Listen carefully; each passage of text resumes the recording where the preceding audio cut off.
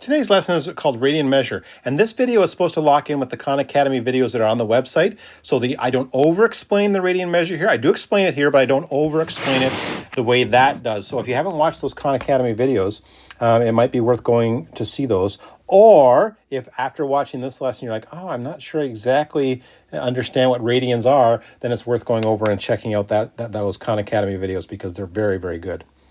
Okay, so this lesson is called Radian Measure, but we first want to talk about positive, negative, and coterminal angles, which is something you're supposed to have from grade 11. You already have the degree knowledge. So I'm going to explain the whole thing in degrees first before we switch over to radians.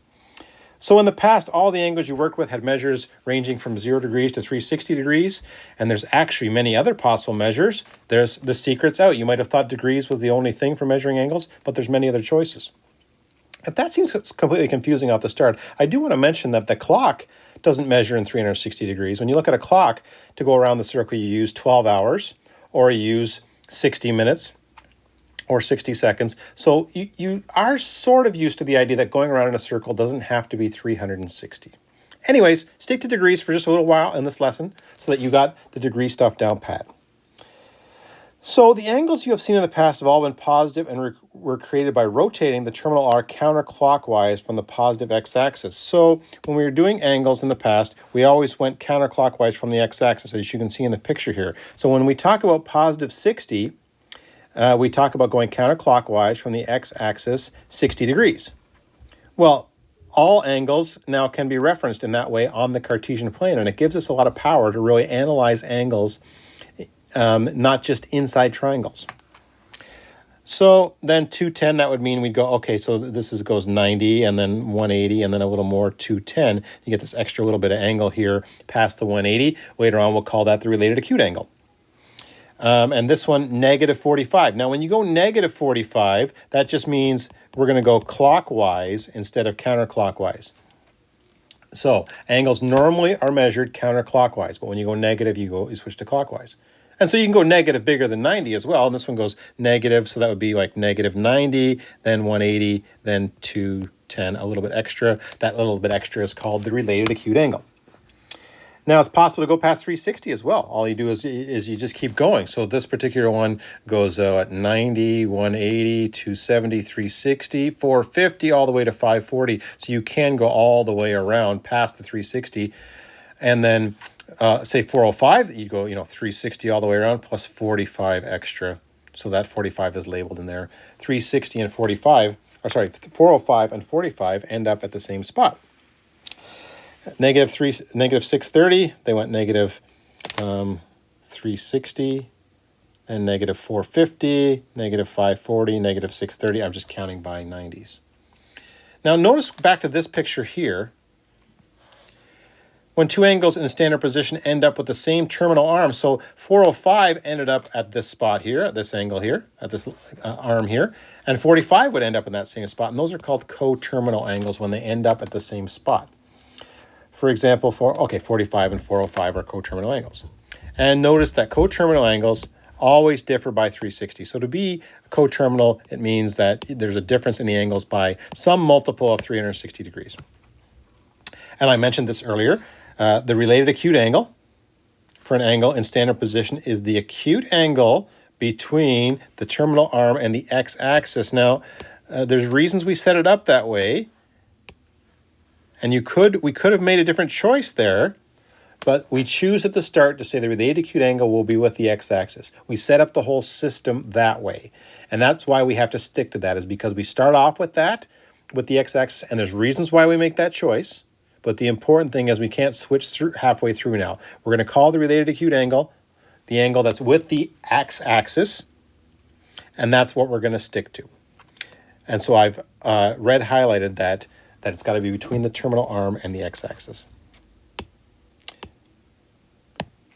It's not quite clear why I'm making such a big deal about that just yet, but along the way, that'll be a big deal. So still in degrees, for each of the following, draw a diagram in standard position and find the related acute angle. So if I just draw this axis in here, and so I want to draw an angle that goes 90, 150, so it doesn't get all the way to 180, somewhere in there. There's my terminal arm. That's going to be 150 degrees. How much is left over with the x-axis? 30 degrees. So the related acute angle would be 30 degrees. It's the angle with the x-axis. There's the x-axis. And it's acute. So all these parts are in this picture. It's related to the angle, like it has something to do with the angle. 150, like 30 has something to do with 150. They're related somehow. It's acute because it's between 0 and 90, and of course it's an angle. So that's where that whole title comes from. Negative 110, the difference here is we will be going clockwise. So I go 90, and then another 20 in there, something like that. And it would be easy to label the 20, but that's not what we do for related acute angle. Related acute angle will always be with the x-axis. So the related acute angle here is 70 degrees. Next, 73 degrees. That's an easy one to draw. It's in the first quadrant there, 73 degrees. Not really trying to draw it to scale. I think 73 would be a lot bigger than that. Just trying to get an idea of where it would be. And in the first quadrant, the related acute angle and the angle are the same thing. The angle with the x-axis here is 73 degrees. And then a 470, so we'll go a 90, 180, 270, 360. There's 450, we need 470, so it's just a little bit more than that. There's what 470 degrees looks like. How much is left over for the related acute angle? Well, we went 20 degrees past there. We need another 70 degrees over there. The related acute angle is 70 degrees. You really got to get used to these multiples of 90, 180, 270 as you're counting around here. Okay, that's a quick review of degrees from grade 11 and how you draw them on the axes like that. Now, introducing radian measure. And I'm going to go through my explanation of it in these notes, but like I say, those Khan Academy videos are very good ones as well. So whenever we've referred to angles in the past, we have always used degrees to measure them. There is, however, another type of angle measurement known as radian measure, which is commonly used in mathematics and science. And the reason that radian measure is used a lot is it's a more fundamental measurement. 360 is just something somebody chose at some point and it's stuck. It might have a good reference in the fact and how the Earth goes around the sun. That might be a good reference. It's nice because it divides into a lot of things. 360 divides nicely to 180, 90, 45, 10, 20, 30. You know, it divides up so beautifully that it's an interesting choice. But as you're going to see, radians is more fundamental to what's happening. It's sort of built into the world, if you want. So consider the following diagram in which angle theta is formed by two radii of the circle. And so the radii are going to be so important because when we're talking about radians, we always talk about how many radii, some people say radiuses, and that's okay too, even though radii is the proper term. We always want to talk about how many radii around the outside of the circle this angle causes us to go. So we always immediately refer the angle to as if it's in the center of a circle. And the radian measure will be how many radii you go around the outside of the circle. So when the radius of that arc is exactly the same as the length. So if you're having trouble with radians later and you want to read one sentence that really covers what a radian is, when the length of the arc is exactly the same length as the circle's radius, we call that 1 radian. When you get so that you've gone 1 radius around the outside of the circle, that's going to be 1 radian. So that's nicely in a box here. That'll be the box you come back to when you're like, oh, I don't even know what a radian is. This is what a radian is. A radian is the measure of an angle subtended at the center of a circle by an arc equal to the radius. So here's a few diagrams to really narrow that down. You see, whatever the radius is, whether the radius is 2, 10, 5, 70, whatever, when we've gone exactly the length of the radius around the outside of the circle, we say that that theta is 1 radian, or sometimes we say 1 rad as a short form. When we've gone 2 radii around the circle, we call that 2 radius. When we've got 3 radii around the circle, we call that 3 rads. Now, look carefully at this picture. This picture is such a good one because it really shows what's happening. When you've gone 3 radii around the outside of a circle, you've almost gone halfway around the circle. It's not quite all the way around. It's 3 and a little bit that you go around to go halfway around the circle. See?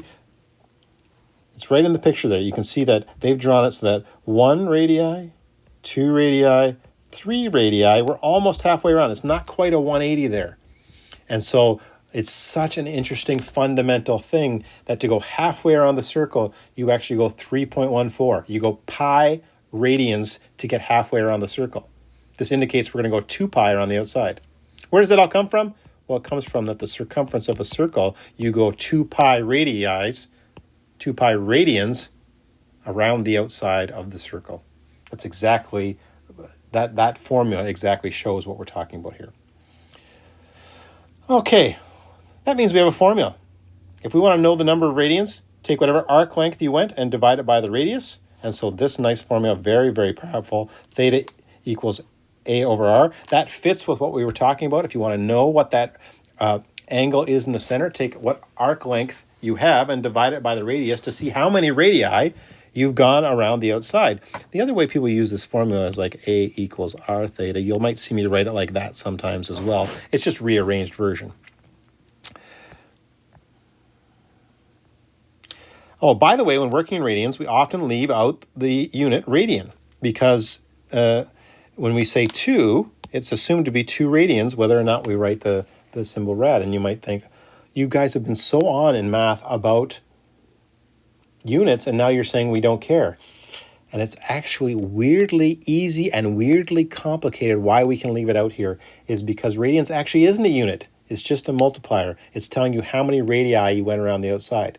So we use radians so that it has a label, and we know when people are first learning about it, they can see what's happening. But really, radians has no unit whatsoever. It's just a multiplier. It tells you how many radii you're gone around the outside. For instance, if the radius was given in centimeters,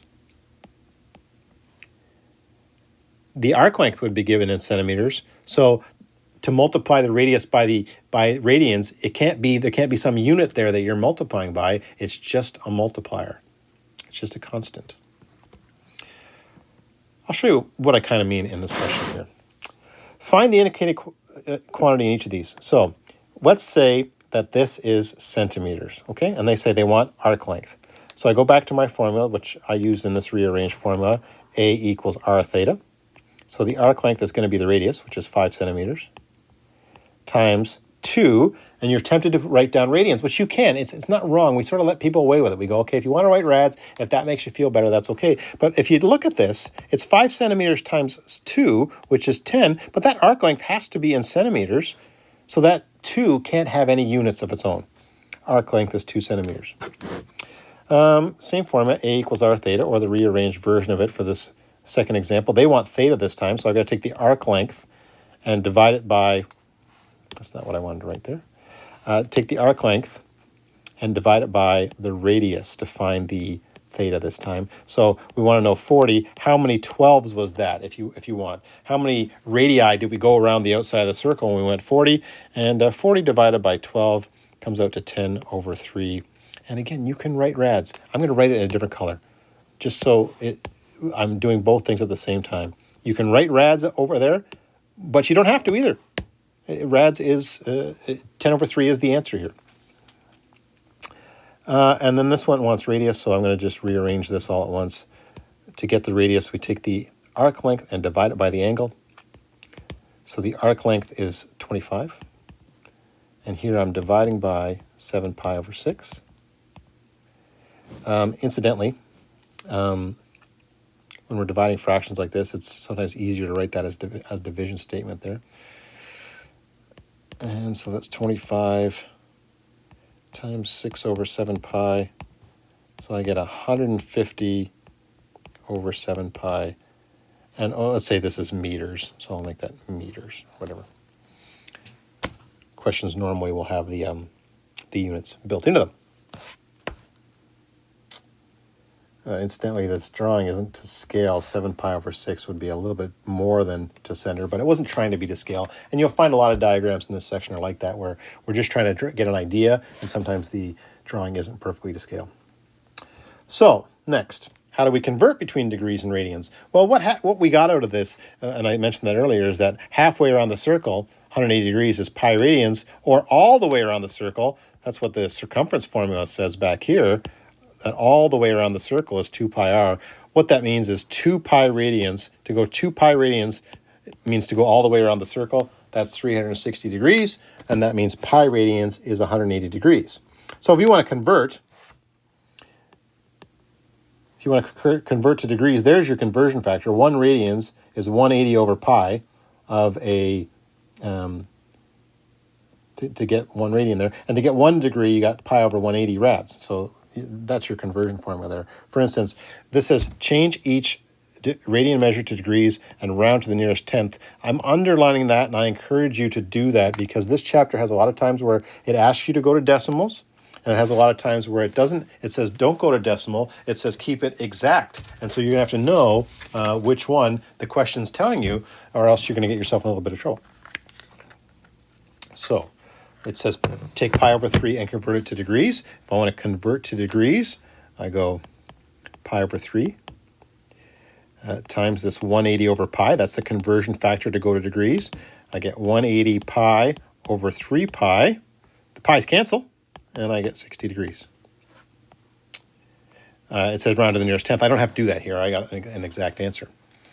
This one, 2.2 times 180 over pi. Type that in my calculator. Go 2.2 times 180, and then divide by pi.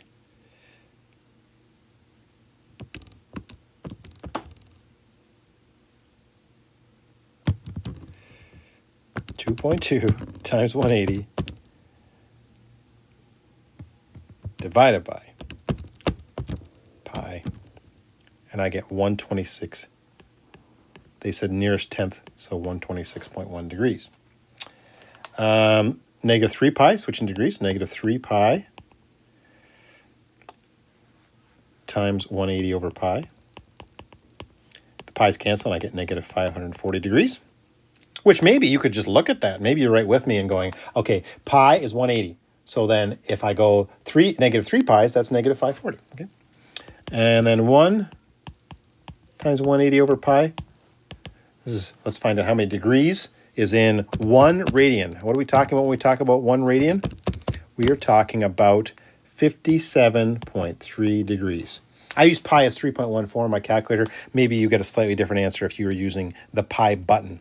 Okay. Then if we want to convert to radians, we multiply by the conversion factor to go the other way, which is pi radians for every 180 degrees. I get 45 pi over 180. Both of those divide by 45, and I get pi over 4. That's a good one to just write down somewhere, because it's a good reference to know that right off the bat, as soon as you see 45, you know that's pi over 4.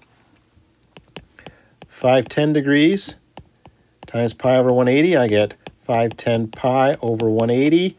Let's see, those both divide by 30, I think, and I get 17 pi over 6. And then negative 210 times pi over 180. I get negative 210 pi over 180. Those both divide by 30. I get negative 7 pi over 6. Incidentally, this is the question in the textbook that there's some problems with it because they immediately give the answer as the related acute angle. So watch out when you're doing these ones. Check those solutions and check those corrections to get the right answers because you'll get weirded out by that. You're learning a new concept and then the answer in the back of the book, they always go to the related acute angle. And the question doesn't ask you to do that, and so that can be confusing. Okay, that one said exact, and so that's why I left these as pi with pi in there because it asked for exact. So watch out for that when you're doing those. This one says convert to radians to the nearest 100th. So when I go times pi over 180, instead of doing that the way I was doing it before, I'm just actually typing that in my calculator and getting this number, and I get 0.52 radians. And again, I use pi as 3.14. Same here, multiply by pi over 180. I'm not keeping the pi's this time because it's saying go to the nearest 100th. So when I go 420 times 3.14 divided by 180, I get 7.33. And you might have got a slightly different answer if you use the pi button. Probably a better answer, but I just happen to use 3.14 here. Okay, folks, these questions are very difficult. in some ways, I probably encourage you to go and do a bunch of the homework and come back to this example and watch this part of the video when you need to for the homework questions. I believe a lot of these type of questions are in the supplementary problems for the section. And so this is sort of a difficult idea. This says a small motor turns at 2,000 revolutions per minute. So whatever this motor is, it does a complete circle. It goes all the way around 2,000 times in 1 minute. And it says express the angular velocity in radians per second to find out how many radians is it turning per second. Well, to convert to radians per second, I got to do two things.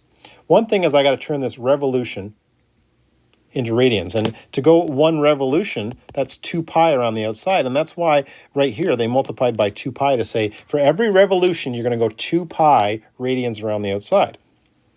But something else happens. They want it in radians per second instead of per minute. So if you want to find out how many times per second, that's why they divided by 60 there to get to seconds.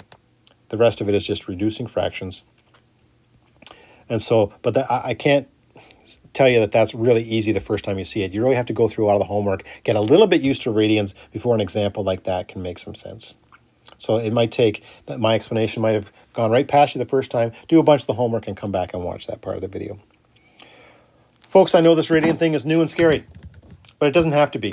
It's like learning any new thing like this that's foreign. You got to do some practice. You got to struggle it out a little bit. You got to compare answers with the back of the book. You got to ask questions and then see where you're at. Take a run at this. It's not going away. Radians is not going to disappear. We need it moving forward into calculus, into science, engineering, all these things. It's a fundamental way of measuring angles. It has much more power than degrees does in a lot of ways. And it's the one you're going to see more and more of. So just take a deep breath and get this stuff knocked down. I'll see you tomorrow.